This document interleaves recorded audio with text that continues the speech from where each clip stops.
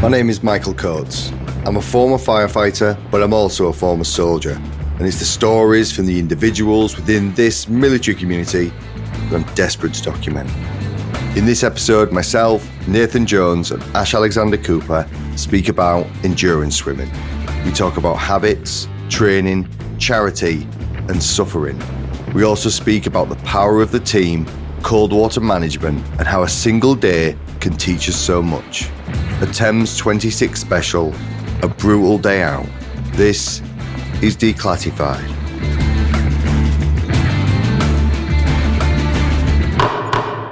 Thames 26, what is it all about?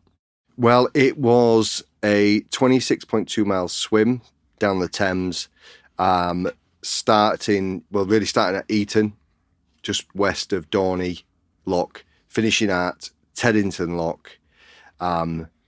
And that's pretty much it in a nutshell.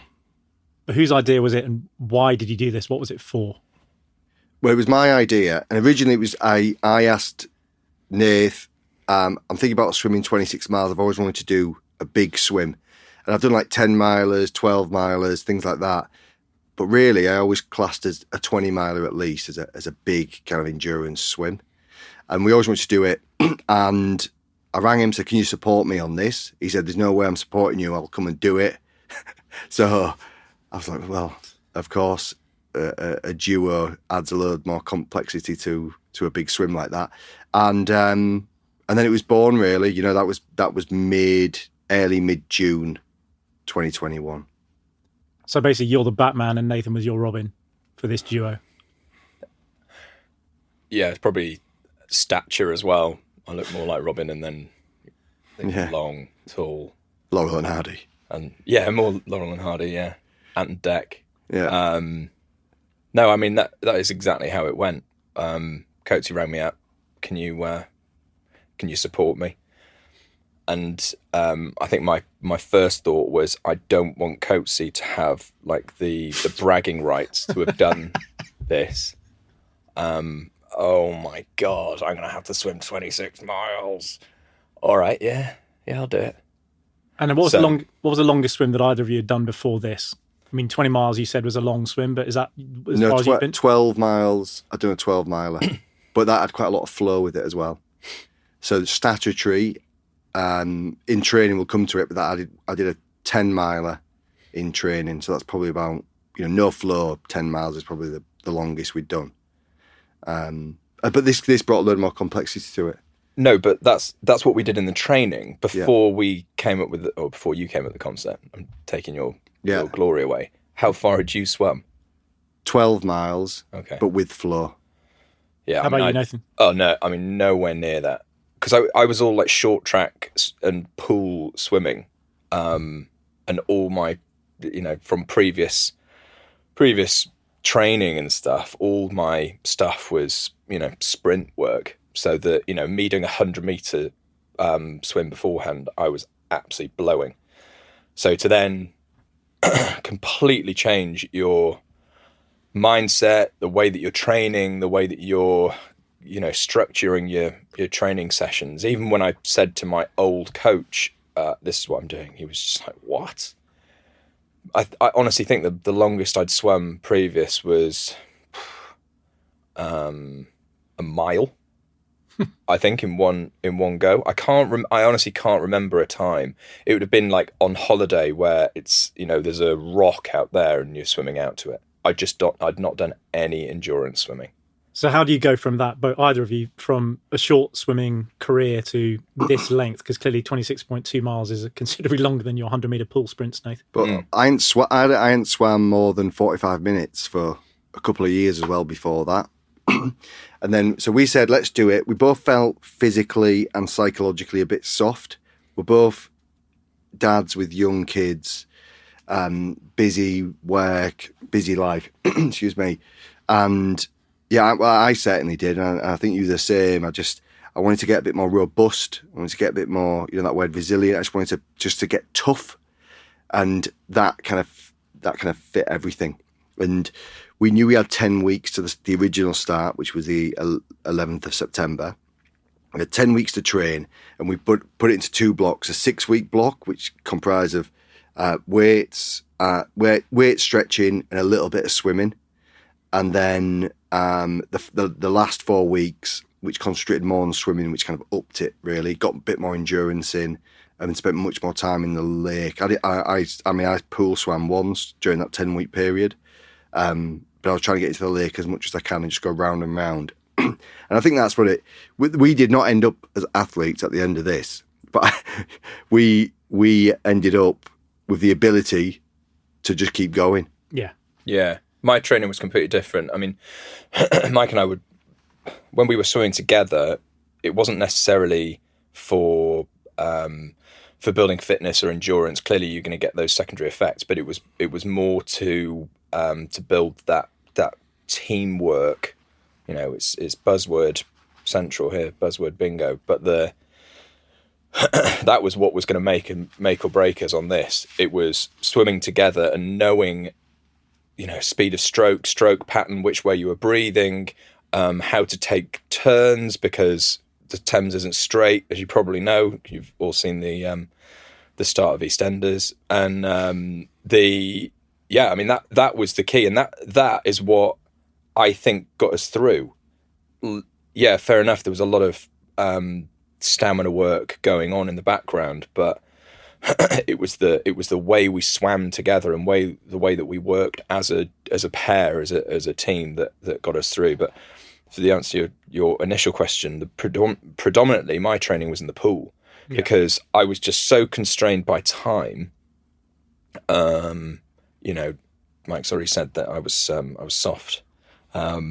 So yeah, it's trying to manage your work schedule, your family life, and getting out to a lake, an open water lake, was that much further for me from where I live. Whereas I'm surrounded by a few pools, and I'm supported by, the government funded gyms, the better gyms. So I had the ability to go and use these all the time, and especially the one in Hillingdon, the 50 meter Lido, absolutely invaluable for me. But all you can use that for is just technique and grinding your training. You can't use it for, you know, it's not transferable to swimming in the Thames and looking at, you know, nothing. And then also because you're turning all the time in the pool, whereas even in a lake where you're just swimming round and round, you're never ever stopping and starting. It's just continuous. So that's where you can build that muscle memory really, and that's kind of what it was. It wasn't about speed. It was really about, can we get a little bit more efficient? And I learned something, you know, from a podcast just before, maybe 5 weeks before, as simple as it was, breathe out your nose instead of breathing out through your mouth. That really changed things. Heart rate settled and all that. So it's picking up kind of little things, making it more effective. But really, just going what you said then, it was all about how can we get the training in and tie it into our life instead of the training dictating our life, because that's not the way either of us wanted to do this. And did you either of you go out externally to get experience or advice from people who'd swum these kinds of things before, whether it's crossing the channel and that's slightly different, or long swims down rivers? Did you seek advice or go online to find what people had learned, so you weren't learning for yourselves for the first time? And there's not that many people. There's not that many people to go see. You know, so my friend Grantley, who was part of the support crew, he's a very, very good open water endurance swimmer. He's done the channel. Actually, I supported him on his first attempt, which was a failed attempt. It's probably down to me more than him. Yeah, it's probably support team. Yeah. And we learned a lot from that. And then he achieved it the year after. When you weren't involved. When I weren't, that's exactly right. And he was really good, but not. You don't need, you know, even with support crew, you don't need cheerleaders. You don't need people to big you up. Just you need top to give tips. Yeah, give a little bit of advice, a little bit of guidance. And his bit of guidance, you know, we'll talk how it got postponed in a second, but was to get a thermal vest on underneath the wetsuit because the temperature had dropped massively. So it was things like things like that. And YouTube was really good, as well as that podcast I mentioned about breathing and about what's called the catch, where you first put your hand in the water. Because things are different. open water swimming and endurance swimming is totally different to pool swimming. The way you move, the way you put your hand through the water, there's all sorts of different kind of nuanced kind of. I had to learn again. It was like learning a different sport. It's such a. My stroke completely changed. Obviously, from like I was saying before, swimming with Mike, and the cadence had completely changed. So it was far slower, really sort of protracted, nice flowing, cruisy stroke. But yeah, I mean, it's all to do with the catch and the breathing and just plodding along. I mean, which is pretty mind-numbingly boring at times. But yeah, I'd gone from high tempo blitzer a 50 to like it's all about conserving energy and just being really resourceful with your stroke and the art of cruising along, the art of just gliding, because I was not a glider before. But here's another thing as well with training. I think you was the same. I didn't use music, so I've got a ski egg down the bottom of my garden, so I'd be on that for 40 minutes. And but I didn't put any podcasting, no music on. I kept everything quiet because there's no point of training with Beyonce single ladies, you know. And is that your go-to? Is it? That is the go-to, you know. Or and then then when you're in the Thames swimming, you know, you ain't got nothing bootylicious kind of thing to go to. You know what I mean? So there's no point of training. Yeah, in one way and then implementing it the other way. We have to kind of like almost meditate and get clearer thought, I suppose. So many people asked us that. Do you train or do you do it with the waterproof headphones in? Yeah.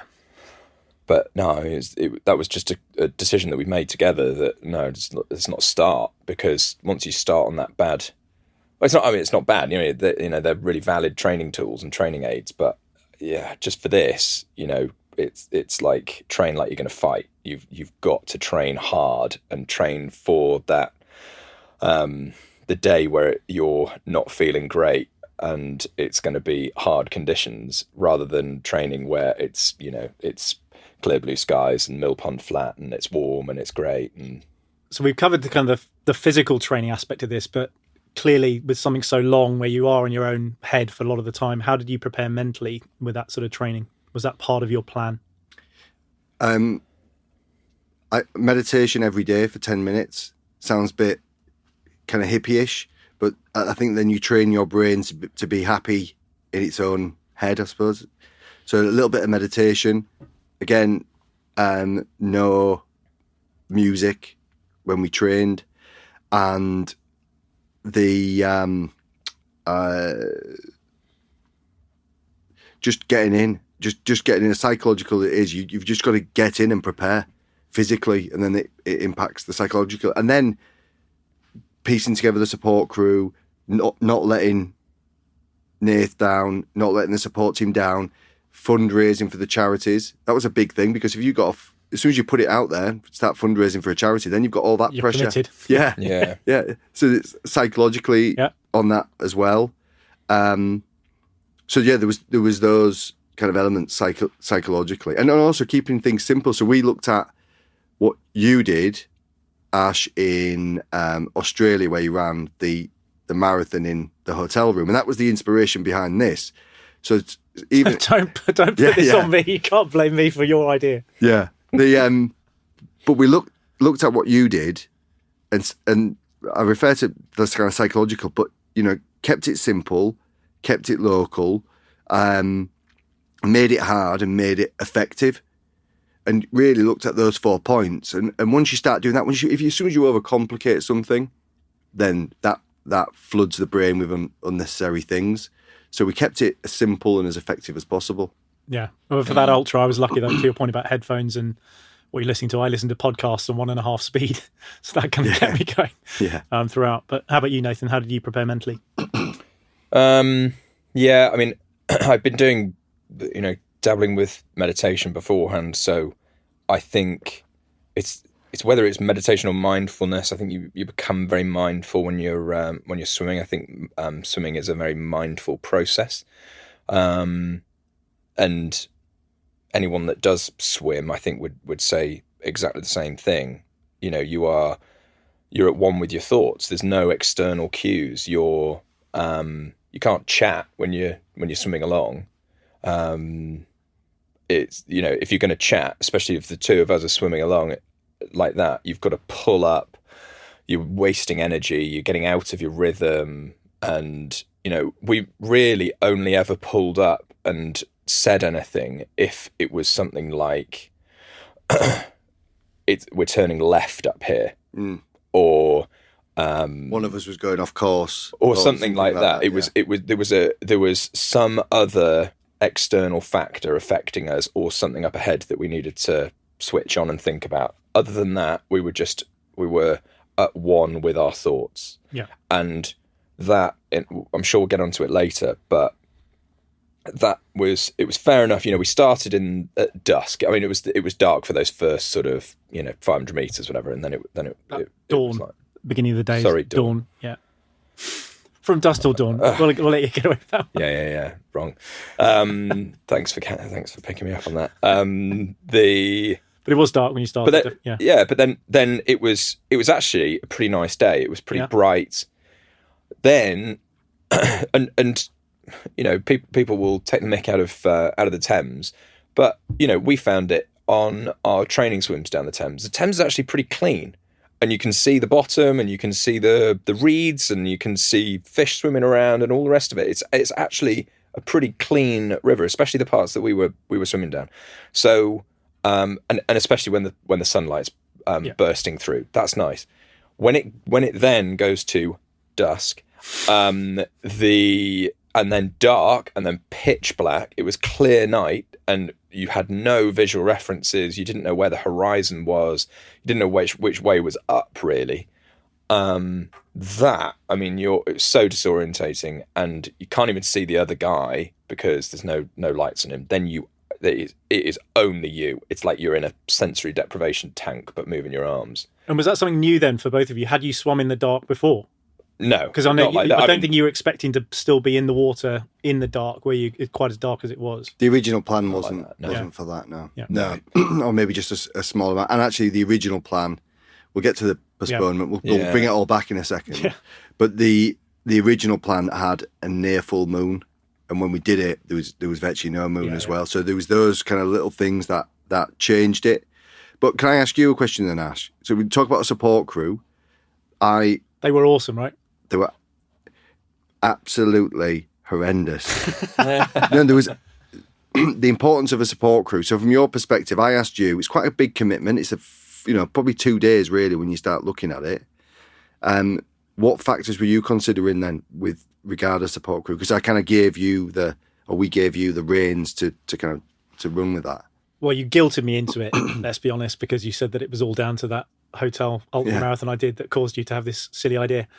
I was really from the moment you said, would you do it? And obviously I clearly said yes, was thinking about the safety aspect of this. You know, I'd not supported something like this before. I didn't know quite how it would affect either of you, how much experience either of you had in this space of swimming such long distances in a alien environment, really, not a controlled sort of pool environment, and just wanted to make sure that it was as safe as it could be. And we all understood that if I or anybody in the support team was worried about your safety, and there were occasions, we'll come onto it later, then we had the ability to say, right, I'm sorry, but you've got to stop, because we weren't willing to allow you to put yourselves at risk. Or unnecessary risk. But I think I've done quite a lot of endurance stuff in my life in different ways, but I'm not a swimmer, so I 17 hours, or I can't remember how long you thought it was going to last. I mean, it ended up being 17 hours, didn't it? That's a long time for your body to go through a whole load of different phases of burning fat and all sorts of things if you get there. So I was not sure how that would affect you, and I wasn't sure you knew how that would affect you either, given the lack of swimming at that distance and for that amount of time you'd done previously. So my focus was really on making sure that we provided you the best support that meant you didn't have to think about those things that you just needed to not worry about. So when you got to each stop, you had food, you had warm clothes, you had things that would just allow you to keep going. If you look at it, so the original plan was the 11th of September. Let me get the temperatures up, because it was the original one, the external temperature was between 20 and 22. so the air temperature. Yeah. The water temperature was between 15 and 17 degrees. That on the day, so then I got COVID like 3 days before. We'd swam 4 days before, I think, and I personally wasn't feeling slick. No. I was feeling really good. Yeah, Mike saw how good I was feeling, and you tapered. You were on it. Yeah, tapered. And I felt really strong actually. And when you feel a bit groggy, and I was like, oh, geez, God, I was only 3 miles, and yes, I tested positive, but I felt all right. But then the right thing to do was postpone it. We tried postponing it a week, and it wasn't going to happen. So we then said, 4 weeks down. I didn't really get any effects from it. I was fortunate, no problems really, but I had a good rest. But that difference is between that. So if you look, and there was a little bit of flow on the 11th, there was 0 flow on the 16th of October. So the 11th of September, warm, sunny, no real risk of hypothermia. Would have been a quicker swim because of the water temperature. Just keeping you moving, less calories burnt. Yep. And then we fast forward, totally changed, because there's a real life risk on something like this, because you're stubborn and there's ego and there's drive where you just keep going and going and going. But that's why that support crew was really good. That was why we entrusted you with the final save if something did come to the did get to that point, and it was probably touch and go a few times. Yeah, especially with Nathan, there were a few moments. Yeah, but do you remember that we postponed it for that first time on the 11th of September, and then we only postponed it a week or 10 days, something like that. A week, and we were like, let's just see how we are, and then you didn't have like mega symptoms, but you were feeling under the weather, and to actually do what we were going to do, feeling under the weather, wasn't ideal. So we were like, right, let's go ugly early. We'll go push it a month, and then just enough time for you to get sick. Yeah, just enough time so that he me could, to get so sick. Michael could be on top dog. But Ash, you've hit the nail on the head there. Real heroes do it in any conditions. But we won't go into that. And the original date that we postponed it to, I don't think you could do. No, because it was going to be not on a weekend, which meant that I wasn't able to support. That's correct. Yeah. So it was the right thing to do. Anyway, we got all the ducks in a row, and we look. In terms of that delayed date, obviously it was colder, as you said. There was no flow. That could have been different if it had been raining before, but it just turned out that it was a really terribly still day on the river. But it was also darker much earlier, which added other complexities to the challenge.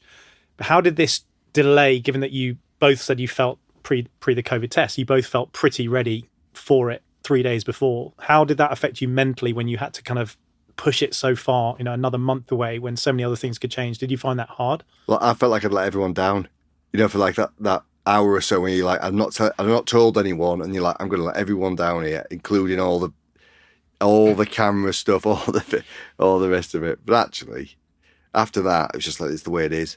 Yeah. And it's only going to be harder for us and we had to delay it so long because then Nath was on a course. So the next available opportunity was that. So psychologically for me, I felt like I let people down a little bit, but when you get over yourself and you realise actually it's just the way that, where anything large in context, it is a single day swimming event. It's nothing beyond a single day swimming event. And the pressure was self-imposed, really, wasn't it? Everything self-imposed. Yeah. And or self-induced. Yeah. I think the hardest thing about the length of delay it was, if you delay it a week, you can kind of just keep on going. You just sort of you'll continue your the way you're training for the next few days. Maybe ease it off and taper for the not that you really want to taper for a thing like this, but ease it off the few days beforehand, and then you just crack on. But it was the length of delay that we did that, and then just what we had in our lives, and went away on a few-week course, and your sort of mindset changes, your different priorities happen. So yeah, I think it was not ideal, but it was. I think it's kind of a week to 10 days before you're actually doing it again, that you shift your mindset from, okay, well, this is the way that I've periodized my training or changed my periodized training to, oh, I'm actually doing it now. Knuckle down, get your head in the game, that you're changing from what you're doing in your training to actual race day. I know it wasn't a race, but event day. And I think we both did that pretty well. I think we shifted it to, okay, it's crunch time. We're actually going to do it now at the end of October. For me, the support crew was, I keep going on about it, and I'll probably go on about it all the way through. But this, you see two swimmers swimming, but this is definitely not that. This is other factors coming in, and then during that kind of 36-hour period. So you had Ash and Caroline, yeah. So and Maya, don't forget the dog. Well, yeah, I was going to give a special recognition there. Yeah. Just basically making sure as simple as it was, logistics is sorted, food is there. We managed our call during. We'll get to that in a second. But just safety always on hand. He had Grantley walking the entire length, counting strokes continuously to make sure that we didn't drop off. So then the advice in locks, blah, blah, blah, would be, yeah, you're doing all right. You're still on your stroke rate. That's really vital. I didn't even know that until afterwards, by the way. That doesn't surprise me. I mean, you said it wasn't a race.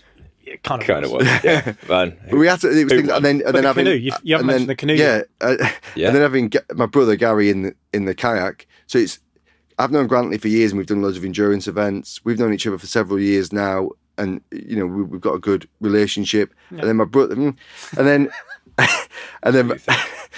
my brother obviously has been around me for all of my life, and so to have him constantly watching, constantly making sure we were all right. Psychologically, then all you've got to do is keep swimming. You've got the safety net. You've got to safety. You've got people who are not just looking after you, but looking after kind of the full team. So we've done the kind of prep. We're now the day before, because we want to get to the actual day itself very shortly. But the day before, what were you feeling, thinking, doing, eating? How did you prepare that last 24 hours when you knew it was game on the next day? Did you both collaborate on how you approached it, or was it very an individual sport? Nath was late first. Who was at the hotel first? He was. Yeah, got it on video. But you go first. I always wanted everyone in the hotel together to kind of get that team, like kind of collaboration, bonding, the bond, and all the rest of it. To make sure that Nathan was going to turn up on time. That is exactly right. Correct. Yeah, just so that's what you shared with me. So. Yeah. Like, we don't need to be there till the morning, but if we say the night before, he'll probably be there by the morning. Yeah. Do you know what? So the factors were, this is what I had in my head.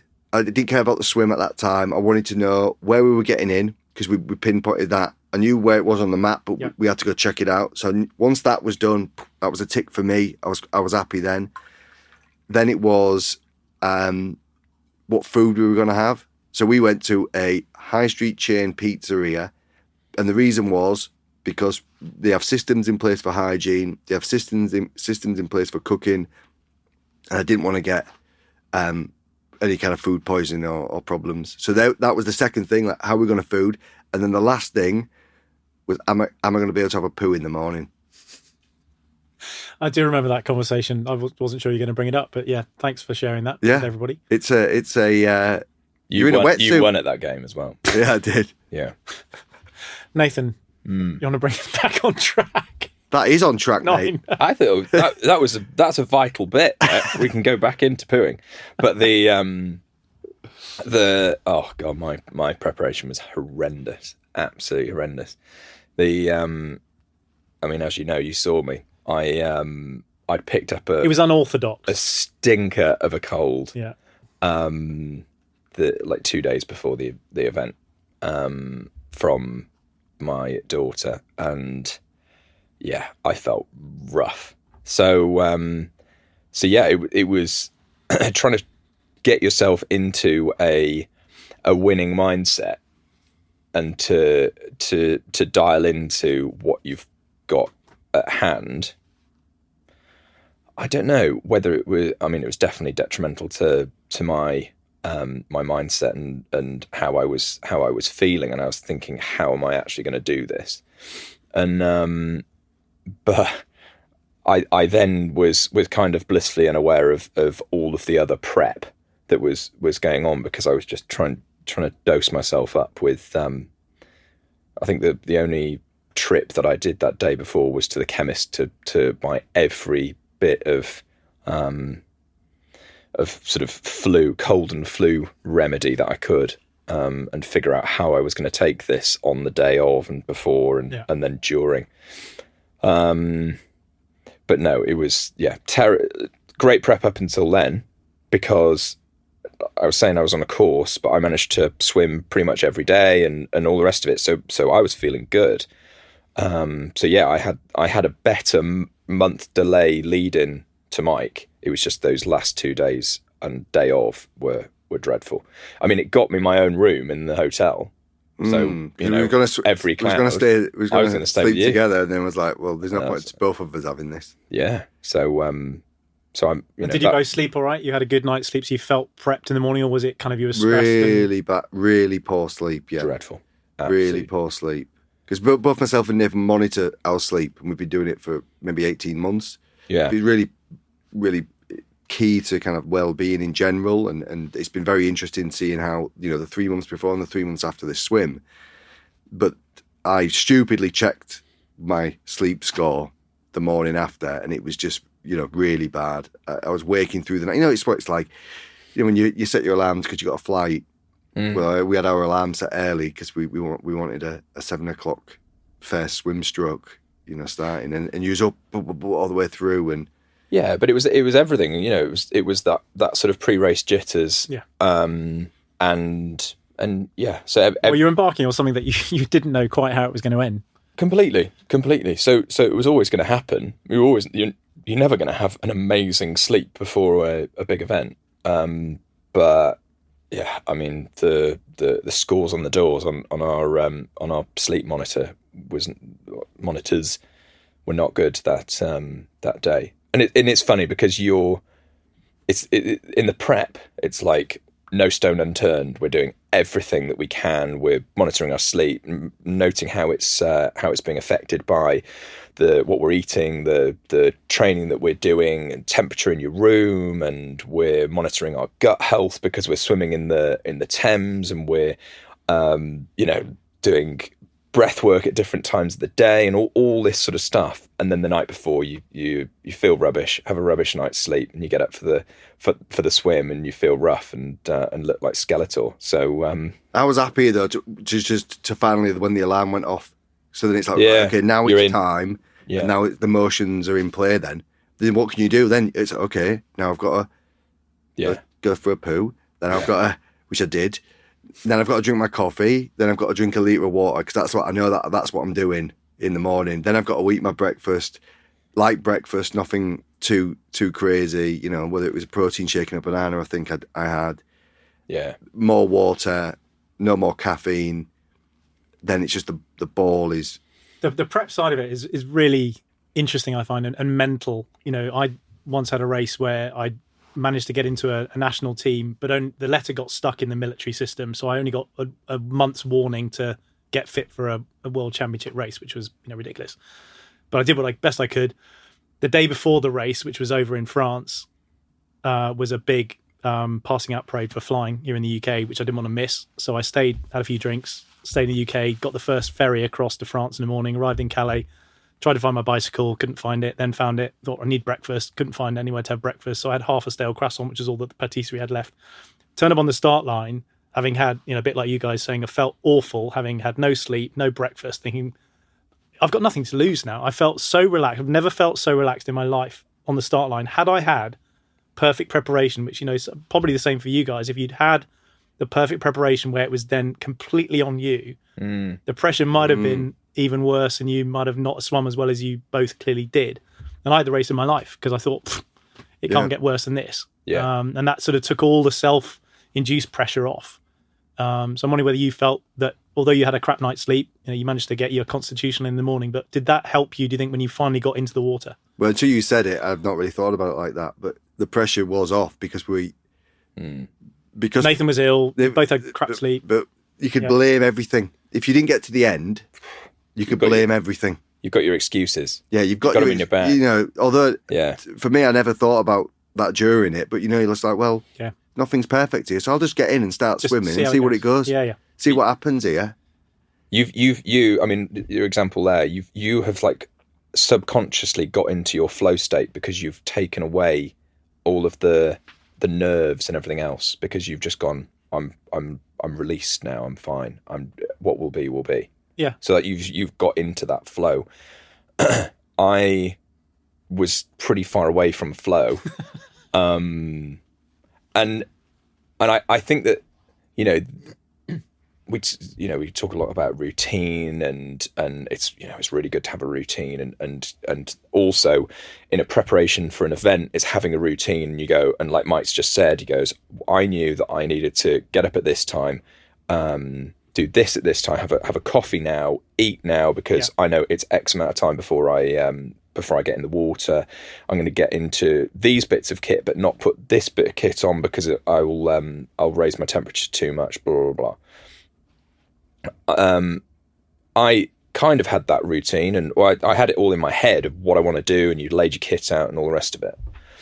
Obviously, I'd taken a load of medication, so that had probably bunged me up. And then I had a phone call at maybe 5:10, and I was ready to, well, when I was trying to poo, and it was him going, "You ready?" I'm like, "No, I can't poo." "Oh, I've pooed."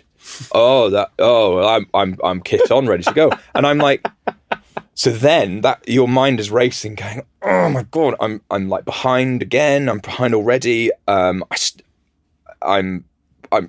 still got those bits of kit to put on. I haven't packed this. And we were on reception waiting for the update, the critical update. Are you there? No, I know. And then I got to reception and you were like, so? And I was like, no, I haven't. No, I couldn't do it. You know, it's like failure to launch. And so then you're already behind the drag curve, aren't you? Yeah. You're hanging onto the tails of the day. And I was like, what am I going to do? Because you're about to zip into a neoprene suit for the next however many hours. You don't know how long, you know, we didn't know it was going to be 17. And it's not as easy as you might imagine to do these things when you're going down the Thames. So I was thinking, you know, what am I going to do?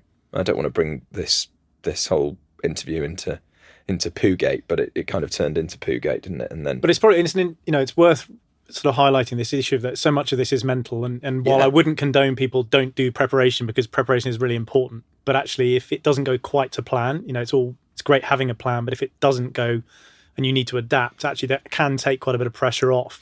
Yeah. And did you find, both being military veterans, that allowed you, your sort of the resilience you've built up over the years allowed you to adapt more easily and just accept that no plan survives contact with the enemy, as we were always told? I think there's a few.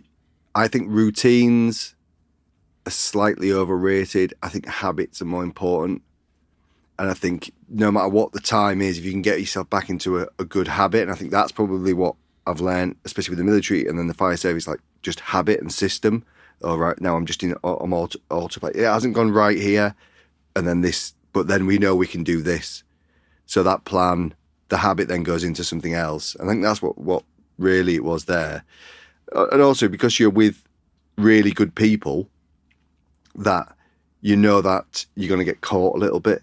You know, you can be a little bit shit because someone else will drag you on. Or be a bit vulnerable, that you need help. You know, being open to saying, or us identifying that you need a bit of extra kind of support at different times. Because you will go through different cycles in the day. And we knew that, or we believe that you would both be on slightly different, you know, sort of cycles of what you were able to put up with, or how you felt, and just being able to sort of acknowledge that and share it. Mm. Oh, definitely. And that was the theme to the whole day, really, of my waves of excitement.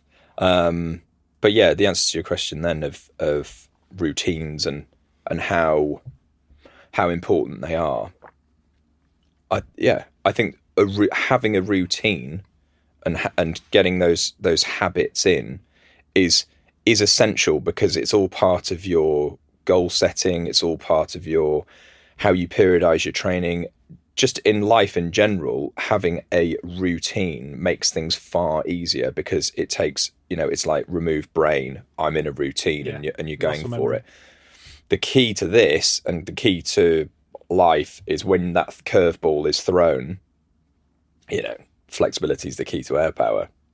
Being flexible and knowing what to do when your routine is broken, that's what makes the difference. And knowing the difference from dusk till dawn. Knowing the difference between dusk till dawn can be important when you're in air power. If you're dropping bombs all over the place. Yeah. But it's like, but no, I think it's so hard when you, like I said before, you've got to train for your worst day.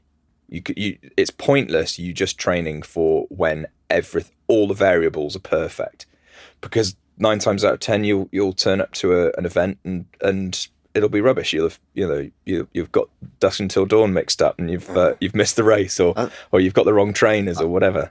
I think as well, it's that the older I've got, kind of the stuff I learned early on has been embedded a little bit, where it's a bit more that attitude of, it'll be all right.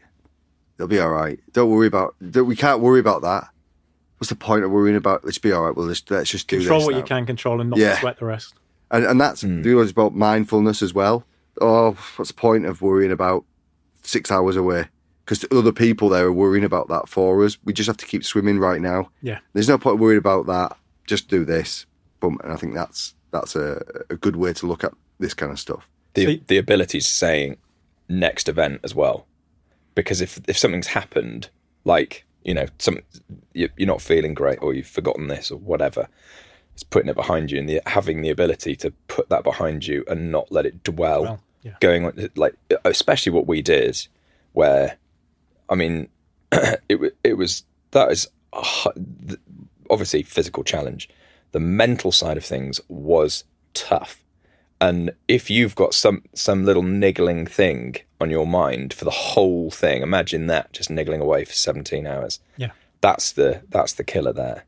So you've both had a number of months now to kind of reflect on it. Can you just both tell us how you were thinking when you got in the water? How were you feeling? What was that sort of last thought before you committed on that start line up at Eton, getting in the Thames there? We were fortunate to jump in. It was quite a nice place. There was a buoy. It was where is it where Eton row from?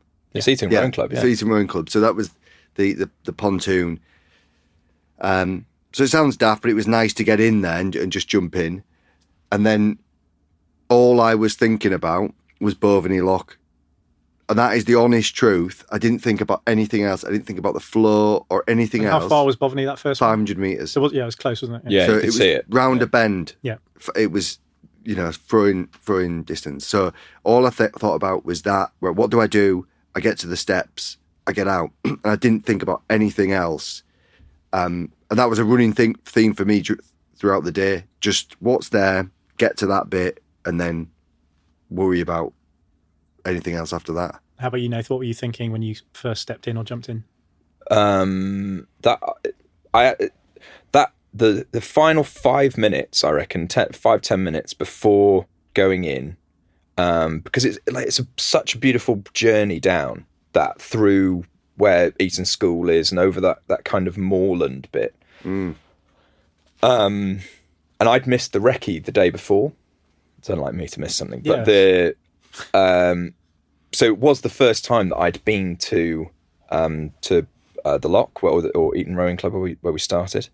And it's all, you get, yes, you're feeling tired and it's been an early morning and things haven't gone quite right. But then you've got the excitement of you're about to do something pretty cool. So I was then in a really good mood. And we didn't see you the night before, so I'd just seen you guys, and the sun was rising because it was dawn, and it was I genuinely was really enjoying that bit, and the cameras were on, and it was all a bit jokey, and we jumped in, and I didn't feel cold or anything. So no, it was I really enjoyed it. It was just like a bit of an out of body experience. Like the ducks were all sort of playing around and coming into land, and it was a really nice poignant moment. It's probably worth saying the temperature was cool. It'd gone down to 10 degrees the night before, I think. But it was very still. We were very fortunate that day. It was still. It was mill pond. There was no wind at all. So we had good fortune in that sense, and it was absolutely beautiful. You look up and down. It was an amazing place, and I always feel, in those situations, I always feel so fortunate.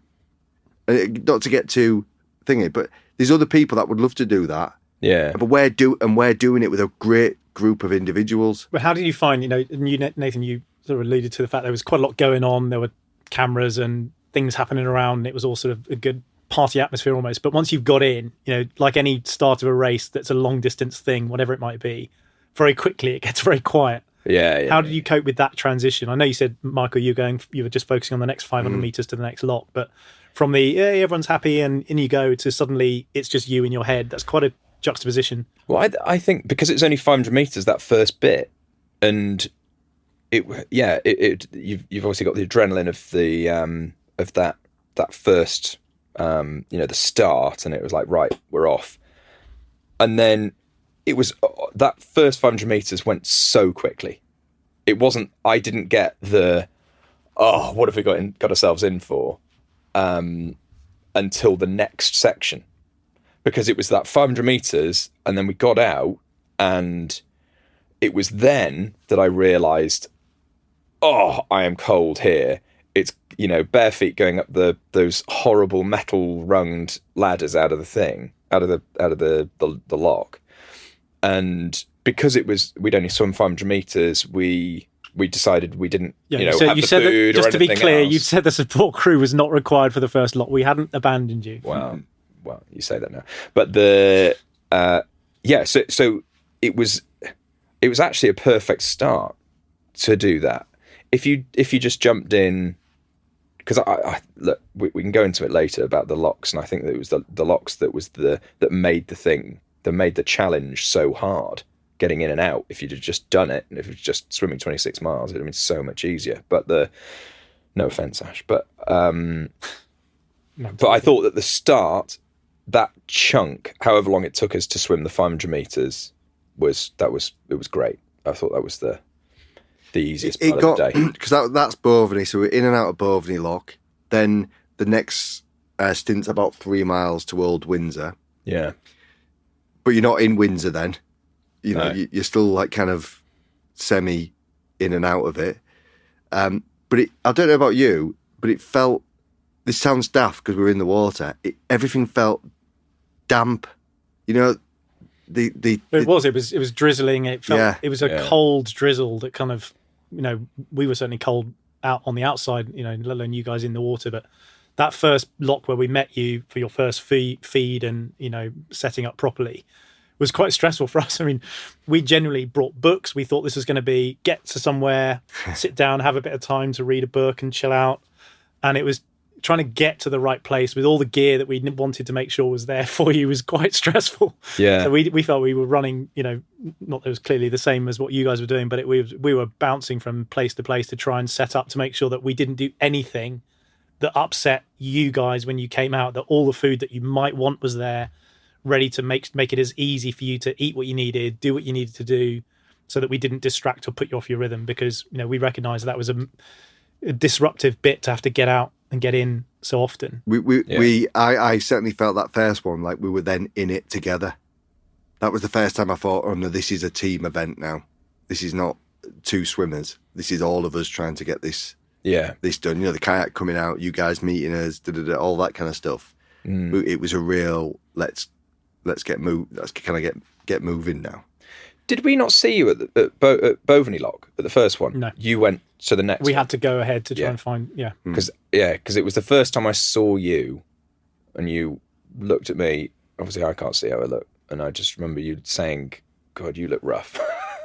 Yeah, I was surprised how rough you looked. I mean, you both look rough anyway, obviously. Yeah, but yeah. you know, I was surprised how cold you looked, how soon you did, and that was my first worry about whether you were actually going to be able, with the weather that was out on that day, that was pretty grim, whether this was even achievable. Your lips were already blue, and so we remember us chatting sort of on the support crew, going, we're going to have to keep a real close eye on Nathan. Michael, you didn't seem to be quite as affected by the cold initially. It's probably that extra layer you've got. But not kidding. But Nathan certainly was seemingly much more affected by the length of time in the water at each stop, and we had to monitor you more closely. It was funny because you didn't say a lot, but you did say, I'm gonna have to keep an eye on you. Yeah. And then for the next however many miles, I was thinking, oh, Ash said he's got to keep an eye on me. Flipping it. I obviously looked pretty rough. I probably shouldn't have even said that then, because that wasn't the no, intention. no. It was it needed saying, and yeah, it wasn't a bad or a good thing to say. It was just, you know, you verbalizing how you felt, and it was very valid. But this is where like cold management comes in, because you're in and out of locks, like you said. That is, and Grantley was great, because he was afterwards. He said, you know, that's not an advantage to get out and in, because your temperature just absolutely plummets. So that was about cold management, really. So that the feeders, which was feeding, was down as your support crew name. Turned into Feeder. cold management. Yeah. Making sure there was food down, making sure there was the right liquid, making sure as soon as we stepped out, the robe was on, the shoes were on, because there's, you know, 50, 100 metres of walking to then get back in again. And maybe 5 minutes we gave ourselves pair lock to make sure we had that food, because the calories were so important, because if you starve the fire, then it's going to go out eventually. Yeah. You had that illness, and as little as that is, if that's a 100-metre swim, there's no issue. If that's a 10k swim, there's a bit more of an issue. The longer the distance, the more variables there are for every single thing, especially if you're not feeling 100%. So cold management for me, it did.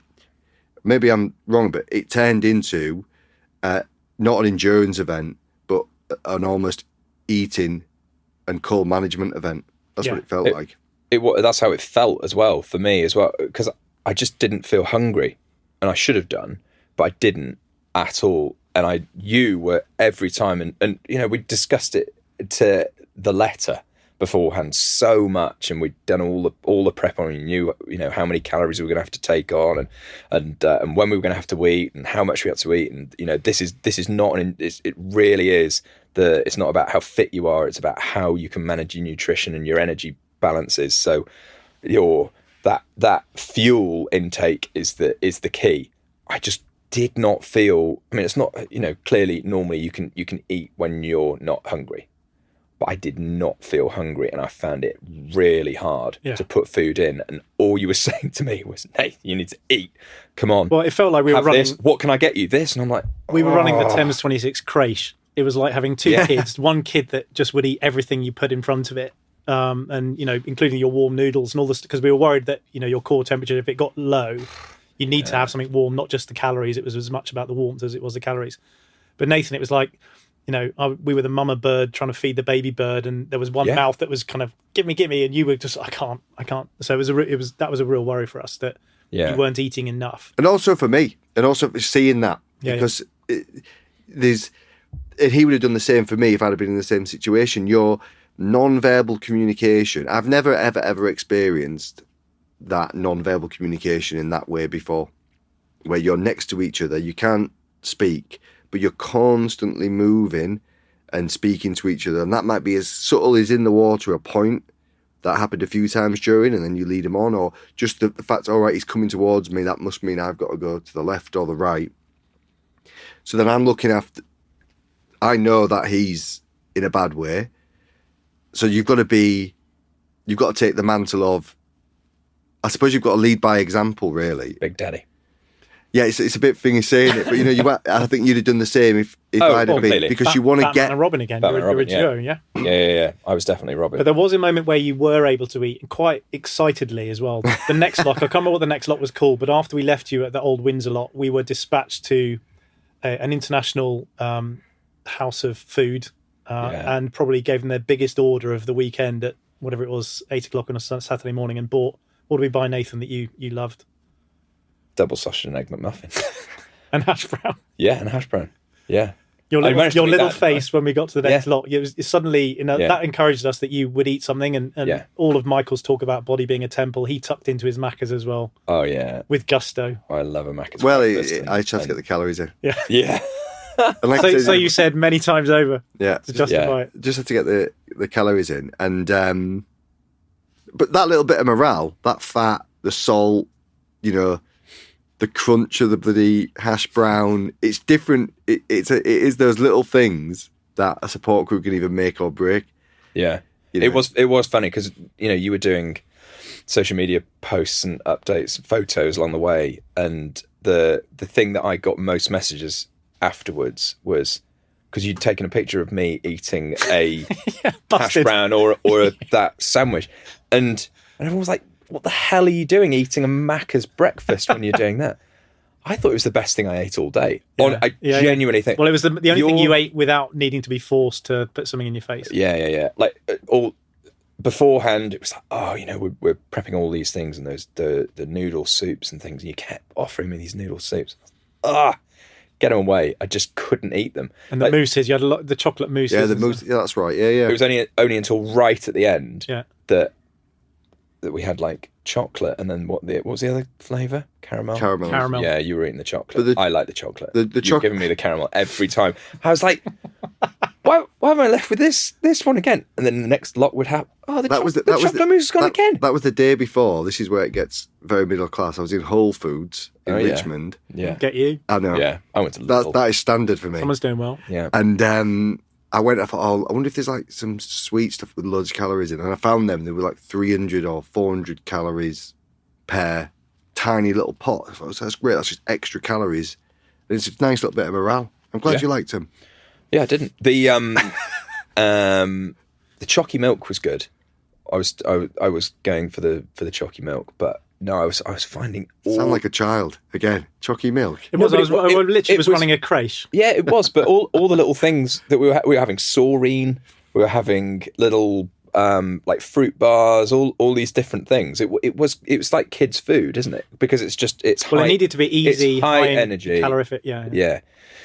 Noodles, miso was perfect because you could just literally get it down, and it was full of salt and full of carbohydrates. Yeah, you were good at that. Nathan didn't enjoy that. No, so much, but I normally love that stuff just on the day. It's funny, isn't it? It took. Yeah. So as the day progressed, then you knew, based on how little flow there was, which was different from when it would have been. Did that nag in your mind? Was there a niggle that you're thinking, God, we'd have been so much further ahead if we'd done this a month ago? Or did you manage to, as you said earlier, Nath, to put sort of things you can't control, whatever, behind you and just go, right, this is where we're at now, and we're just going to continue to make progress? Yeah, I mean, I'd love to say the sort of a stock answer. Oh yeah, you can really put it behind you. So you can, but I was having to continually do that because it was continually. Oh, I wonder what the flow is going to be like at the next lock. Nothing. Right. Okay. We did a training swim on this section a week ago, and the flow was good. Let's see what it's like. Nothing. So it was constant. Okay, next event. Okay, next event. So that was hard. That was hard. Like we said at the start, where it was idyllic, tranquil. Mill pond flat. I mean, that's what it was like the whole time. You don't really want it like that. If it was a raging torrent, then it means that we're going to do it in half the time, and it'll be far easier. But I would say you're really lacking in external cues when you're swimming, because you're not looking at your watch. You don't know how long it's taking. You've only got that rough timing in your head of, wow, this is taking me a long time taking us a long time to do this section, a section that we'd swum before. It's only then when you get to the lock and speak to you guys, and you're like, well, you're running a little bit behind time. We need to sort of, if we pick the tempo up a bit here, or we'll ring ahead and delay the families coming to this lock. It was only then that you're like, this is taking us a long time. Well, we were very conscious of that and trying to make it less about the time and just keep that distance of goals. Like, when there were times when, both of you had moments of not looking on top form and just saying, look, you've just got another 2 miles, just go another 2 miles to the next lock and then we'll have another look and see how you're feeling then. Yeah. To try and make it bite-sized. And when you got there, you were just that little bit further and trying to keep So on each lock, I jumped in first. Yeah. And in each lock, was you thinking? Dick. No. Dick. Mate, we get on like a house on fire all the time that day. Oh, you were doing my head in. You were so chipper. He was very, I was so annoyed. And what did you say? You're like, oh, it's going to be warmer this side. Oh, yeah, there was a running. I don't really want to say joke, but there was a running theme that every time we got to a lock, it's warmer this side. Yeah. It was a joke. Yeah, it was definitely not warmer. I think that made me happy. Yeah. But you told me that every lock, yeah, you were thinking, I want to stop. Yeah, I was. And so what kept you going then? Either just in your own head or external? It's exactly what you were saying before of segmenting the challenge into how am I going to swim this next mile? How am I going to swim the next 3 miles, 4 miles to this next lock? How am I going to swim to that bend? And I had just had to compartmentalize everything, because if I was just going, I'm going to swim the next 20 miles, I was a goner. Yeah, it's not. But annoying as he was, it was having him being able to carry on and seeing him, he's feeling fine. If he's feeling fine, I should be fine. I should be able to do this. Done the training. I know that my body can do this, and it's just tricking your mind into, yes, I can keep going. But there were so many times we can go into, like, I might as well say it now,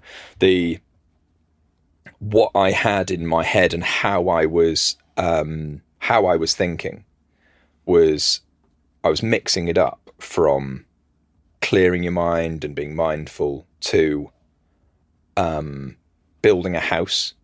I was swimming along, like building with a really strong front door that would keep Michael out. Which was exactly, he was not who I was going to invite into my new house. Yeah. Who I was going to front keep door's out. fine, back door now pretty weak. Terrible. Yeah. Story of my life.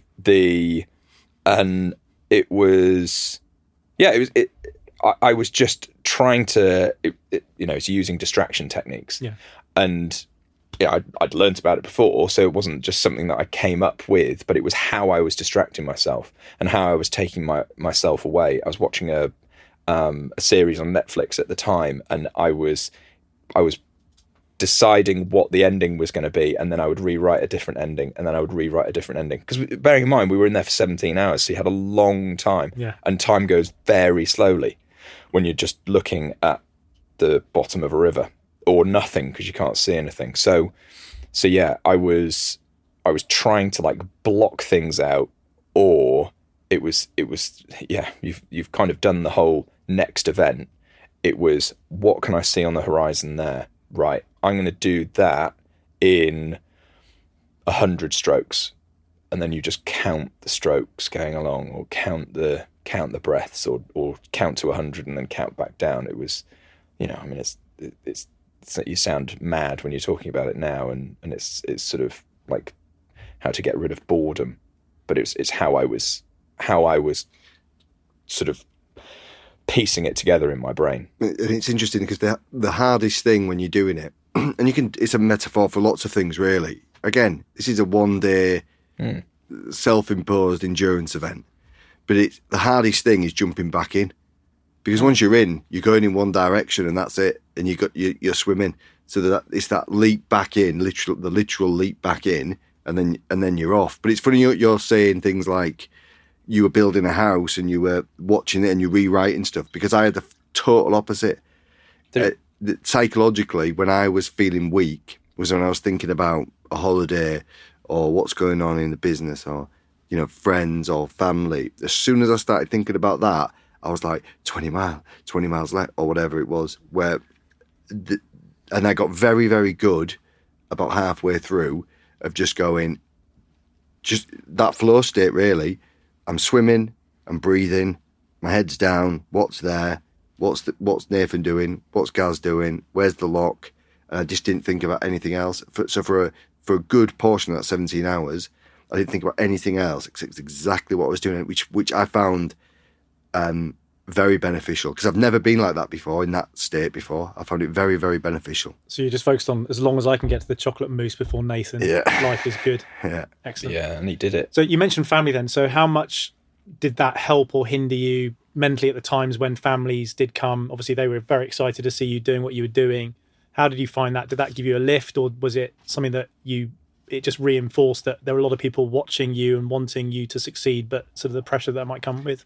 I got quite emotional with it, and it was like, for a negative thing, I would say the only positive bit, and it was like utter elation, was right at the end when the family was there, and all the lights came on. We'll come to the end. We'll come to the end in a minute, because there were some funny bits that go around. But when that was midway through, where was it? Where was the family? About 18 miles. Shepperton, was it? No, less than that. It was Chertsey. We saw, my family was there. Yeah, and it was brief. Yeah, and then Shepperton is where we had a designated kind of 10-minute food stop, and that's where the family was, and that is 15 miles. And that went on for longer than we'd planned, and I felt quite bad that I was trying to tell the families to stop trying to get you guys to make decisions. On your side, Nathan, you were being asked to make decisions about child babysitting that night, and it's like,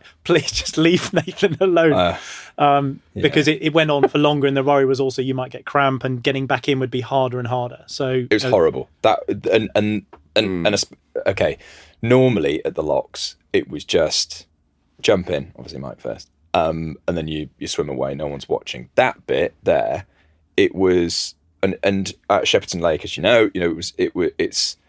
it's a very visual lock where the viewing platform is way up at the top, and then you're getting in at the bottom and swimming away, and it's a long straight all the way down to kind of where the river splits, and the families are all there waiting, and we're there.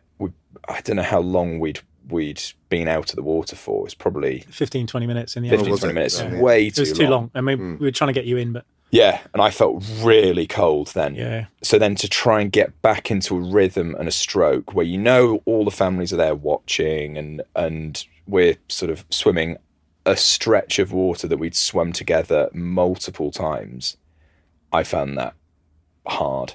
I genuinely did. I found it really hard. It was the family thing's a bit of a double edge, because it can distract. There's an immediate relief, and it's quite nice, but also my eldest daughter, who was 6, jumped in the kayak with my brother, with their uncle, and did a 2-mile stretch in the water.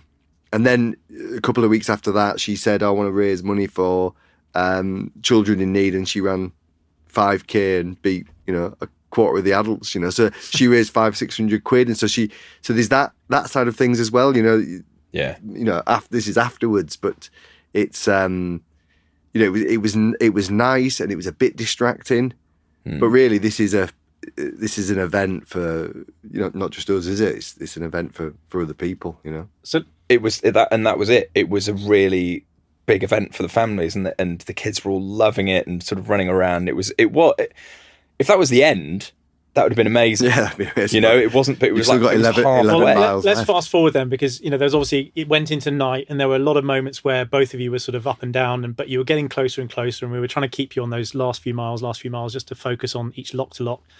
But getting towards the end, we met up with all the families in the pub, and obviously it was a bit later than we'd anticipated. So we knew when you were going to be coming, and there were a whole lot of people there. A lot of people came to see you because they were so proud and supportive.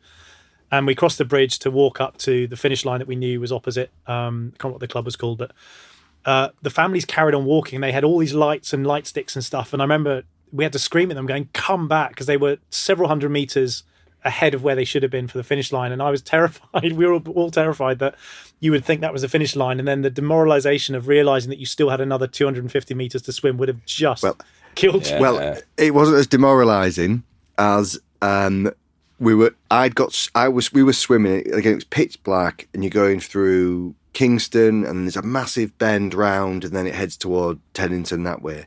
And that final stretch is the longest stretch. It's nearly 5 miles. Yeah. So you're going 2, 2, 3, 3, 2, 2, 2, 3, 3, 3, bang, last stretch, 5 miles. So it's a big old effort. And we were swimming. We'd obviously slowed down. We were swimming. I'd got stuck in a fishing line, and I could feel like line all around me. I thought, what the hell's this? And then I broke free of it, and we'd carried on. And we were looking. The club's the Lensbury, and it's across. And that when we knew we saw the lights of the Lensbury, that's the end, because it's directly opposite the kind of the beginning of the lock. And I was like, all I kept seeing was lights. Bearing in mind, it was pitch black, and I'd messed up and I'd not put clear goggles on and all this kind of stuff. I'd still had my tinted goggles on. And I was like, there's the lights for Lensbury. And then we kind of stopped. And then you must have said, oh, it's not... I was going to put a Northern accent on then. You've got one. Yeah, exactly. Are you always putting one on? Yeah. Are you really? Go on, You're really from Bournemouth. Yeah. I'm not going to do that. You must have said, oh, it's only a few hundred metres now. And then I just heard Grantley, who is Northern, I just heard him go, just over a mile. And we were like, flip. Because it was, when you think it's the end, and then it's... And then that last mile goes very I slow. didn't hear that bit. I was lucky. Oh, did you not? No. I just had one laugh. It's a mile. And he said it's actually 1.2. You swam into a tree, into the roots of a tree. I swam into a tree, Yeah. totally lodged into a tree underwater. Swam into the fishing line because I was. It's weird because we were near the end. It felt safer to go right near the Yeah. push to the edge, but bonkers really. But that was just after that. Just after that happened, or before that had happened, is when we got to Kingston Bridge. Yeah. And we stopped, and Gaz. Well, before we stopped, we were swimming. Like, whoa. And then the temperature of the water went from 10 degrees to maybe 15, and it was the top. So it was warmer on the other side. It was warmer on the other side, you see. Definitely this bit. And it was about a foot, and it felt very nice to swim through it like a bath. Oh, yeah. Swimming through for about 200 Sure you weren't doing metres. something in your wetsuit? Well, I thought he was, and then I was figuring It was like, it was what like is you, this? you put your hand in and then it'd move it and then it'd get cold and hot. And I was like, bloody hell, that's one. And Gaz was like, oh yeah, it's I can feel it. It's one. We didn't think much else of it. And then afterwards, we were doing a bit of media stuff, and the guy from one of the swimming magazines lives there, and he said, oh, it's treated effluent from one of the sewage works. So that's why there was quite literally no flow, because that effluent would have then moved down towards Teddington and it would have all dissipated. Yeah. But there was zero flow. It was like going into a lake because it just stayed there in one big giant block of... Well, we had a break. That was it. In the Gaz effluent. stopped. We had a break just before the bridge, yeah. Yeah. It didn't smell. It wasn't like, No. it's not like you think, but we were like, right, let's have a break. It was light. Kingston Bridge is all lit up with blue lights. So you could see really clearly then, after being in the dark for so long. And we had an energy gel and a drink, didn't we? And it was that last couple of hours where we started taking caffeine again. We'd had the coffee in the morning, but then zero caffeine throughout the day. It was only the last couple of hours where we took caffeine. Yeah. Oh, and that was our saviour. I would have been peaking and troughing if I'd have stayed on the caffeine or continued taking it throughout the day. But we'd had this break, obviously next to the bridge, so you've got a reference. And say we'd had a break for a couple of minutes. It was 2 minutes. Yeah. 2 minutes, and then it was only then that we were like, we have not moved an inch. Yeah. In 2 minutes here, there is zero flow. And when we'd predicted that the flow would have been whatever, 6 knots, 7 knots. And there was a time when we was going, God, we might be able to get this done in like 7 hours because it was flowing. 3 weeks before it was really flowing, and there was no rain. There was no rain after that, and it got that last bit when there's some social media videos of us going in. I was not a happy person going in. It was absolute. It was on the last lock. Yeah, it was chattering. Teeth chatteringly cold. Yeah, I was not looking forward to maybe 3 hours of swimming. It's a long way, isn't it? 3 hours of swimming. Yeah, a 3 hour swim in the pitch black. In the pitch. You finished after black. midnight, I think, wasn't it? In the end. Yeah, just after midnight. Yeah. So long old day. The interesting juxtaposition of how our moods changed through the day and how we were and our roles had changed. So the second to last lock, or the last lock that we went through. Yeah, Molesley Lock. Yeah, and it's quite a, it's a tricky bit to go down. It's a roller lock. And then you're in there. Hampton Court. And you were getting tired at that point. I could tell you were getting tired. I was freezing. Yeah. So the issue is, so in my mind there, I'd been rock bottom all day. And I hadn't really, got any better or worse. In my mind, anyway, I was just rough. But because he'd been so chipper all day, to then that he was rough. This is not me saying that I was, sort of capitalising on his demise, but I really was. And and I was like, really bad at me saying it, and I don't mean it like this, but it made me feel better, the fact that he was then feeling it, not because I wanted you to feel it. Yeah. It was because I was then going, oh, maybe I'm not that bad. And I wasn't, because I was the same as when I started. And then that last 5 miles, it's about 5 and a bit miles, wasn't it? No, 4.8 it is. 4.8 miles. And then we had our last stop at Kingston, and you were tired then. And then that sort of last slog where it was so dark, and by the Lensbury Club, and it was like, how far away are we? And we had no idea, and I was then going, where it's the talk about next step or next event. The next event was the finish. That was it. So I knew after all that rubbish, I was going to finish it. Yeah. Whereas Mike he'd hit the wall. So he'd gone from being, really good, and he'd hit the wall, and then it was kind of role reversal to how we were finishing that. I was event. Miserable. I was still going to finish it. Oh, you were? No, I knew he was going to finish it, but it was suddenly. I was miserable. The last. It was hard. Hour and a half. I was really I think it's because it was the end. So when it's coming to the end, and then freezing cold. Stroke rate had dropped off. Yeah. Getting tangled in bloody lines and trees and all that kind of business. Grantley laughing at us. Yeah. And the relief, because it's not pleasure and joy for me. It was relief. Relief that you could finally get out and not have to swim another stroke. Yeah. It is relief when you see the end. I sort of jumped because I think it happened. Because you must have been doing like a 3-2-1 go and hitting the lights. No, I don't. Did you not? That I remember. That's what it felt like for me anyway. Because I was in the middle of the river. It felt like I was miles away from you, so I had to swim in across. Yeah, and Mike was always on my right. So and you were closer in, and then I had Gaz out on my left. So I had to sort of veer along. So it was just for me utter elation. It was, it was that, when you see films of guys rowing the Atlantic and suddenly they see land, and it's that, the music goes off in your head, and it's like, yes, we have done it. And so what was the music going off in your head? Well, I thought it was Bananarama. Nathan Jones, you've been gone too long. But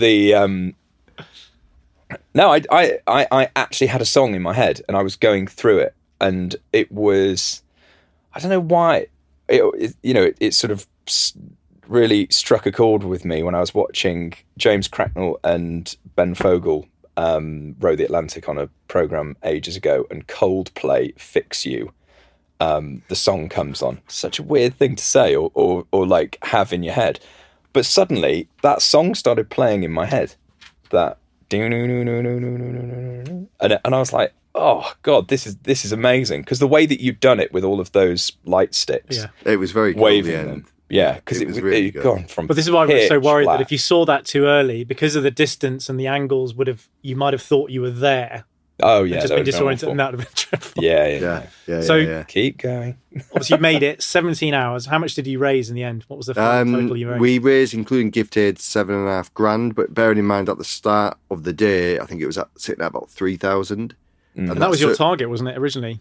1,500, then to 3, and then we went well over. And it really is down to like all the social media stuff you was pushing out, because you had my Instagram and Twitter. And all that. You very bravely gave me your logins, and I'm not an expert, but I did my best. No, it did really well. And I realised how many messages you get. I mean, the thing was pinging constantly, like all the people wanting to have a slice of Michael. Well, I think it was because of the swimming, and it was quite entertaining, really, looking back on what was done, and then also you were giving us updates as we were going. So, like, it's up 500 quid, or it's up £1,000. Oh my God, like this, there is a bit, and that's good. Well, I was hoping that would give you a lift. That you had more than just the support crew and the families. There was a wider network of people who were willing you on and giving money to the charities that you'd picked, that you're sort of passionate about. I mean, do you want to just just tell us what the charities were and why you picked them? ACT International and ACT provide predominantly refugee children escaping conflict with psychological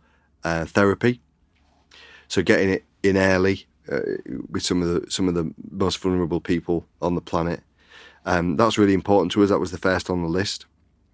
Canal and River Trust, although they don't govern the Thames as such, all the canals and rivers around the country, they maintain and make sure that they're good. And you look at it from a psychological, an emotional, physical, and everything else point of view. Where do we go to where's nourishing? It is rivers and canals, and and we know we were in a river, so that was really important for a long time. Yeah, and then UNICEF, and originally it was going to be Reorg Jiu-Jitsu, who support military and emergency service, but we had a chat with them a couple of weeks before the Afghan stuff had happened, and at the time UNICEF was still in there trying to provide aid, so it felt like the right thing to do was to provide as much cash as we could. So that 7.5 was split between all three. So it was nice. So we had a small, a medium, and a large charity. So it was good. Yeah, it was good. It was motivational, and it's it was a nice icing on the cake. Sorry, just on that as well, it was really nice. Obviously, it was other than you saying, we've got loads of donations coming in, and loads of people saying things on social media. It was the people walking along the side that we can kind of see people walking and see you guys talking to them, and then it was only then when people were stopping us at various locks, or you would say, so and so donated again. Yeah, we had random people going, "What's going on?" I said, "Oh, these two lunatics are swimming 26 miles down the Thames." First question was why, and the second question was, can we donate? And so we had the QR code, and people literally in car parks were giving you money because they thought you were lunatics but believed in what you were doing and thought, fair play. It's crazy what you can do. Like you talked then about referencing Atlantic Rose, which is in comparison to time is massive, and planning. But it's amazing what you can do, like the adventure you can create, the emotion and team and all this you can create in 17 hours. And then and then people being inspired, whether they're 6-year-olds or 36-year-olds or whatever it is. It's amazing what you can do if you just, and this starts, in a room in Australia, running up and down and working off that. So, inspiring people can sometimes feel really, kind of out there, but you can inspire people in different ways and in different in different guises, can't you? And it doesn't take much to do that and kind of light a flame, really. And I'm really proud of just 17 hours and a bit of planning and good people, what was achieved. And what was the first thing you were looking forward to doing when you got out? What was the thing that that last 4.8 miles, what was the thing you thought, like, the first thing I'm going to do? A warm shower. Look, Mike and I have been doing loads of cold water therapy, and we've really made it part of our lives, and we've studied it and done films on it, and we are passionate about the beneficial effects of cold water therapy, of the ability to control your breathing, and the benefits it has on your mental well-being, and the noradrenaline increase when you get in. But it's only going in for 10 minutes. We've been in cold water for 17 hours. So you've kind of gone through the benefits of that. And then it was just hard. That was hard graft. So yeah, the thought of a warm shower afterwards. I mean, we went through that warm bath in Kingston. Yeah, not the same. 200 meters. How about you, Michael? Do you know what? I just wanted to... it wasn't about a thing or a food or anything. I just wanted to it's like that relief. All right, that's done. That's what I wanted to experience. That's kind of thing why I do stuff like that. It's not always the thing, because that's quite miserable sometimes, and it's great to reflect back, but it can be a bit miserable for a long period of time. But it's that almost like basking in your own glory, really. Oh, I've done it internally. Oh, I've done it. But you've done it for others as well. You did it to raise money for really good causes. In terms of feeling miserable, I mean, there's widely sort of reported, or people talk a lot about, when they finish a marathon, the first marathon, they go into not necessarily a depression, but there's a kind of a funk you go into afterwards because you've been building up, and then it's done. Did either of you feel like you were quite flat the days that post-event? Well, I did, because do you remember I rang you a week after and you told me that, and I've just remembered this now. I had no motivation or drive for a week, and I just felt it was very, very difficult for me to do anything, to take the kids to school or to get the laptop out or anything. I felt really, and that's the first time I've ever experienced that as well. That kind of slump for about 5 days after. Just couldn't be arsed with anything. Really. We had the conversation, didn't we, about it? And you feeling down?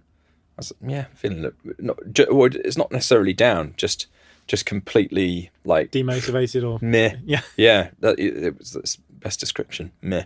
But I was amazed at how quickly I recovered physically.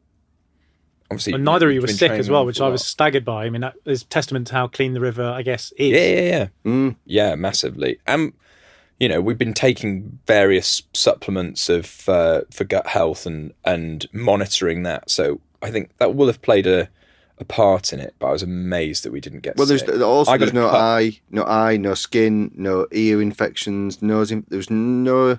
I had a cut on my arm that then didn't heal, and I thought that was probably the being in the water for so long. But yeah, I can't remember how far into it that my shoulder started hurting, but by the end of it, my shoulder was real. Well, we did quite a lot of. You had your Theragun kind of massage gun concussion. Yeah. You both were doing quite a lot of that. You had quite a lot of. You really needed cramping. A bit more. Yeah, the cramp. Yeah, cramping in my quads and my hips for some reason. I don't know what had caused it, but if it wasn't for those massage guns, then it would have been really tough. And then my shoulder started hurting, and then for the next few days, I mean, I couldn't move my arm at all. It was just sort of stuck. Like it was, it was really painful. But as soon as that recovered, it was only muscular. I was absolutely fine, and not the fact that I wanted to do it again, but I reckon a week later could have probably gone in and given it a good go. I had ligament or tendon damage in my right forearm, and it literally all the lubricant had kind of gone from the suit. It felt like it was creaking. So that was quite painful towards the end, but only towards the end, the last couple of hours. And did either of you Yeah. recognise that your technique changed over that 17 hours? And has that been something that you've continued? You either found a way to be more efficient or just go for longer? I think our technique changed. Certainly mine did, because of the way I was feeling, and because of either the way my shoulder was. So I was changing the way that I was doing my stroke. And then I think at times it got a bit choppy, so we were having a slightly higher arm recovery. I think that's part of that open water stuff. You've got to, Yeah. you feel like you're in the air, even though it's a tiny wave. You feel like you're in the air for a bit longer, so then you've got to come down slightly different. But Yeah, but I wouldn't say that I've changed my technique now going forwards from that swim. Okay. It's just more survival when you're doing that. I thought, looking back at some of the video and some of the images, I thought the synchronicity of it all. Yeah. I thought the stroke looked. I was asked. That's one of the questions I was asking Grantley. Does it look relaxed? Do we look relaxed? And he'd be like, "Yeah, you look relaxed." That was. I didn't want to look frantic in the water. Yeah. Because if you look relaxed, and it generally means that you're in a better place. Really, I think. The weird thing was as well, I'd only done a couple of swims with gloves in the whole of our training, because we trained through the summer, me also. and then through September, which was warm, and then it only just started getting cold, and then it was like, I'm going to have to swim in gloves. My fingers will be dropping off. So I found that weird, because it feels differently. Your catch is different when you're swimming with a set of gloves on. I don't know how you found it, but I certainly found that was weird. But if I hadn't have worn, they were a lifesaver. I have nerve damage in my hands from just swimming and things. And my hands now are cold, and I get very cold, painful hands. I did not once during that 17 hours think my hands were cold. No. The gloves were absolutely excellent. And also the stroke, my stroke changed. In a pool, you're pretty tight and your hands are working. Whereas in this, my hands were very relaxed and open all the way. And the gloves helped that. So it actually improved my stroke, I think, wearing the gloves. Yeah, it creates a surface tension between the fingers. Doesn't it? So I think a relaxed that hand, will have, which then there's no strain in the hands to then, less strain over. What was it? Was it 40,000? It was 40,000 or 44,000 strokes. Yeah. Each. That's what it worked out as. Yeah. Give or take. But we weren't wearing boots or anything, so it was bare feet. I found that because normally you're belting your kick away, but you've got very lazy feet when you're swimming, endurance swimming like that. So I was finding myself having to consciously do a few kicks to actually just warm my feet up and warm my legs up, and then, as I said before, getting out of those ladders was horrible to then get back into, and getting into those water shoes, which are brilliant, but when you've got freezing feet and you kept having to go in, and I'd cut one of my feet on one of the ladders, it was just really uncomfortable. But I thought it was a marked difference between hands and feet, when normally it's your hands and feet that go. Thankfully, we still had our hands. We'll come on to some learning stuff in a second to finish off, but while we're on kit, then what were the key bits of equipment or kit that you used that was really made a massive difference for you both? On the day, so the wetsuit we had was excellent, and the reason it was excellent, it was relaxed around the neck, so there was no rubbing on the neck. It was very thin and flexible in the armpit, which is excellent, because then there's less strain on the shoulder, and it was thick in the leg, so it doesn't aid swimming, but it aids buoyancy. Yeah. So your legs, although you've got to keep a good posture in the water and a good position in the water, it does assist lifting the legs up. So thick and insulation as well with the legs. That a vest, a thermal swimming vest underneath, certainly helped keep that swim alive during the day, just to keep the core body temperature in. Which, bearing in mind, neither of us had swum in beforehand. I ripped the tank You off hadn't. on the morning. I'd swum it once. Oh, right. And that the few days before, Yeah. so we'd never swum. That was Grantley said, you should get one of these. Yeah, it was great. Goggles. I've got for me, I've got quite a big head. I have massive head. Schwab. I've got half goggle, half mask style open water, so you can see quite a lot. And varifocals, built. Yeah. Well, Yeah. And It does look like you're going scuba diving. But yeah, and those bits in the water, external, that cold management, getting a robe on straight away, shiny outer layer, fleece inner, keeps all the heat that you're generating in. Good shoes to get on, keep the heat in. What about hat? Did you guys have any kind of insulation in the hat, given how much heat goes out of your head? Just a normal. one normal. Yeah, just a normal swim. Given how cold it was that something you would change in the future, or would it have been too hot? No, if it had gone, I think I was happy with that situation. If it had gone colder, I'd definitely worn a hood. Yeah. Yeah, I was frozen. Yeah, for me, if it had gone cold, I think there's a few things. If it had gone colder, maybe we should have put the balaclava kind of swim out. Maybe we should have put that on when it got dark. But that way you're in a kind of flow. But yeah, and then it's just things like soda cream for your neck, and to keep any kind of rash away. Yeah, again, it was running the creche, constantly putting pseudocreme on to make sure you didn't get a nappy rash. No, it was funny because that would get we tried and errored. We tried a few wetsuits beforehand, and I was getting real rash and raw neck from it. And but we settled on the one that we used on the day, which was brilliant. It was I think it was slightly lower cut, so it was like going from the ones previous with you. It's like going from a Lada to a Ferrari. It just felt like when you put it on, you was like, gee, this is how you can swim. Yeah. That was the difference. So that mentally that was useful to you. Oh, it threw a few more coals on the fire. Yeah. It was that lessons learned though. Your goggle selection. I thought my goggle selection was great. I used some really nice goggles for the day, but they had a tint in them, and I'd thrown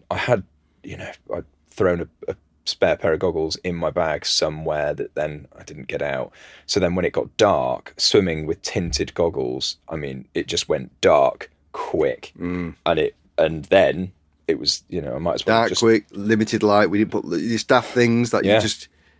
Because neither of you had sort of silooms or lights on you, did you? No, not, and that's again lessons learned. We'd probably do that in the future. The hats that we were wearing bright green, so I just see it, and it had a bit of a sheen to it, so it looked a bit silvery in the moonlight.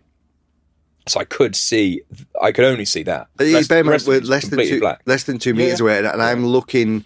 I can kind of see my brother a little bit because I'm breathing off my left. Nick breathes off his right.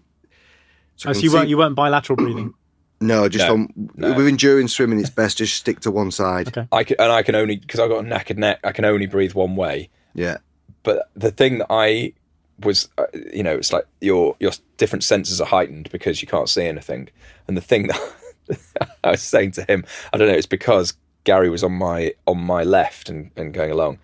For when it was dark, all I could sense was smelling his vape, and I can still smell it now. Ooh. His vape going along, and I could just hear him him puffing away and shouting at fishermen, "Hey, get out of the way! Yeah. Swimmers coming through!" Yeah, and so I was like giggling to myself, smelling vape for hours. But it is funny, 2 meters away, and all you're looking for is a splash because you've got a little bit of street lighting, especially when you're coming through Hampton and then round Richmond, looking for a little bit of splash. Yeah, we got it wrong. But you know what? It was interesting. We only touched each other once during. That's so weird. During the race, we only collided inappropriately. We only collided once and that was during that period. I was following the street lights instead of my brother. Follow the line, and I cut across and hit him. And then, but you could see his lights, couldn't you? I could just about, but then when there was lights behind it, I struggled. Yeah. So it's things like this. But you know what? It's an interesting thing because you're doing it in in a worse situation. If we had all the lights and all this kind of stuff, it would have been easier. This kind of made it a little bit more of a challenge. So finally, really would love to hear from both of you what you learned from the whole experience, both individually or about yourselves, but also about your partner. It's not you, Nathan. I would say I've got a fairly strong pain threshold, but I learned that I've got. I would say that I didn't reach my limit because I managed to push through it. So I was really happy afterwards that I'd managed to flick that switch in my brain that meant that I could go through it and completely get rid of it through whether it was pain, whether it was cold, whether it was just feeling rough, and I could get through it. So that was a huge positive for me. You know, just moving forwards in life, knowing it's not necessarily knowing your limits, because I didn't reach my limit because we managed to get through it, but knowing how you can push the human body through hardship like that. I've taken a huge amount of learning and positive from that. And like I said before, yes, it was a physical challenge, but it was 90% a mental challenge. It really was. And yeah, it was really hard. And I know from, training for it and afterwards that it is harder swimming with someone else. Doing it's far easier if you're just doing it alone, because you've only got that one factor. But I wouldn't have been able to do it without him. And so what have you learned? What do you learn about Michael? That he's really annoying when it took you that swim to realise that. Oh god, Jesus Christ, mate. No, I mean I wouldn't have been able to do it. I certainly wouldn't have finished it if it wasn't for him. No way.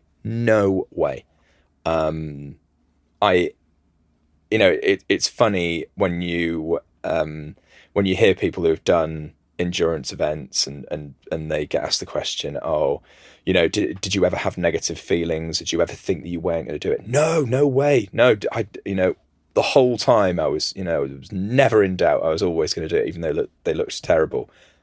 No way. Like, I had so many occasions where I was going, I'm not going to finish this. And I was thinking in my head, do you know what? The sensible thing to do would be, let's knock it on the head at this next lock, and then let's start again in the morning. That's why we were trying to keep you busy, so you didn't have enough time just standing thinking. It's like trying to feed you or trying to just distract you. And I was thinking of different ways, different excuses to get out of it.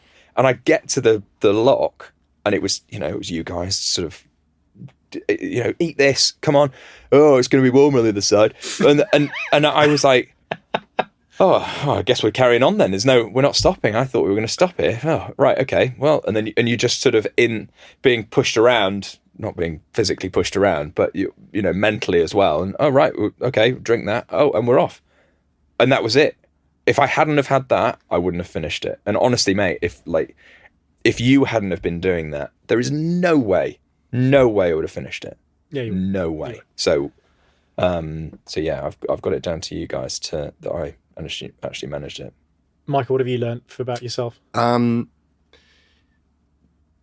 Being totally in the moment and not worried about anything else is pretty powerful, and not overcomplicating the thought. Really just concentrating on what you're doing, and just incrementally just getting better and better. Whether that's a big project or something, really, really small. So that was a real revelation to me, and I felt it midway as well. I felt that was there. Because you're quite a busy person normally, aren't you? You have a lot of things going on, spinning many plates. Yeah. You weren't able to do that. No, and actually since the back of this, I've just now thinking about it, I've got rid of a lot of stuff and a lot of interference. It's really kind of made me clear about what's important and the priority. Certainly reinforced having good people around. It was absolutely a team event. and just having people that inspire there, people that, again, don't cheerlead you, but just give you guidance and advice and point you in the right direction. It's actually quite overwhelming, really, you know, because we have this group of individuals on this race, but there's many more that would have stepped in as well. It's testament to our network and our community about, you know, the sacrifice someone will make for their weekend to support somebody else. It's a great thing. And then, so yeah, they're the two main things. Really reinforced that community and allowed me to be in the moment beyond 17 hours. Beyond 17 hours.